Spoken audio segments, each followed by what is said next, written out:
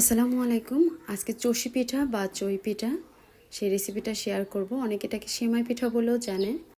কিছু কিছু গুরুত্বপূর্ণ টিপস নিয়ে আমি আজকের এই পিঠা রেসিপিটা শেয়ার করছি।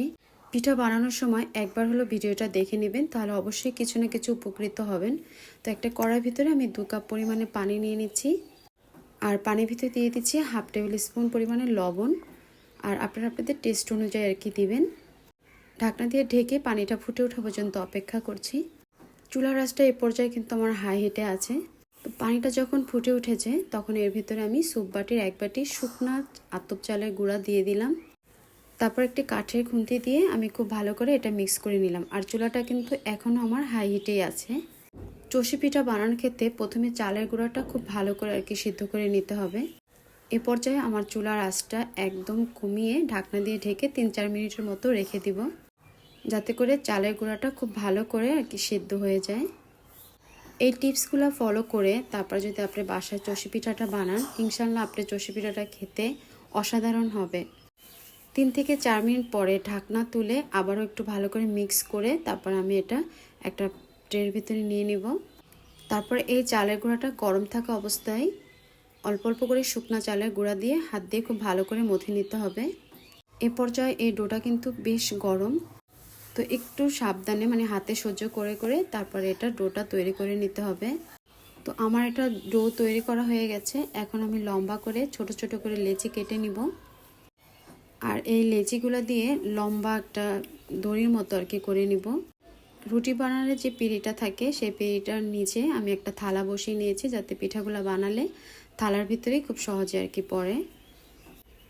আর এই যে দড়িটা করেছি সেখান থেকে খুব অল্প পরিমাণে নিয়ে তারপর হাত দিয়ে এভাবে করে চষি পিঠাটা বানাতে হয়। কেচি কিংবা আলু মেশার যেটা দিয়েই কর না কেন, পরে কিন্তু হাত দিয়ে এটা শেপ সুন্দর করে আনতে হবে।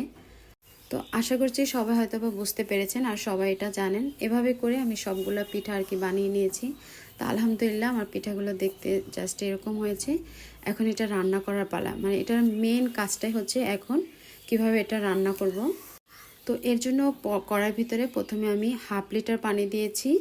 আমার এই মগটাতে আর কি হাফ লিটার করে পানি হয়।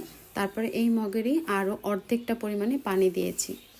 দিয়ে দিলাম খেজুরের গুড়, তারপরে দিয়ে দিব লবণ। খুব ভালো করে মিক্স করে নিব, আর এটা ফুটে ওঠা পর্যন্ত অপেক্ষা করব।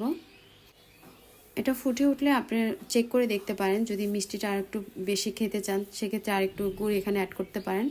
আমি একটু হালকা মিষ্টি নিব, তাই এটা আমার কাছে মনে হয়েছে একদম ঠিক আছে। এখন এর ভিতরে চষি পিঠাটা একবারে দেওয়া যাবে না। চষি পিঠাটা হাতে নিয়ে অল্প অল্প করে তারপরে গুড়ের পানির ভিতরে দিয়ে দিতে হবে। কয়েক সেকেন্ডের মধ্যে দেখবেন যে চষি পিঠাটা উপরের দিকে ভেসে আসতেছে। প্রথমে কিন্তু ডুবেছিল, তার মানে বুঝতে হবে যে পিঠাগুলো আমার সিদ্ধ হয়ে গেছে।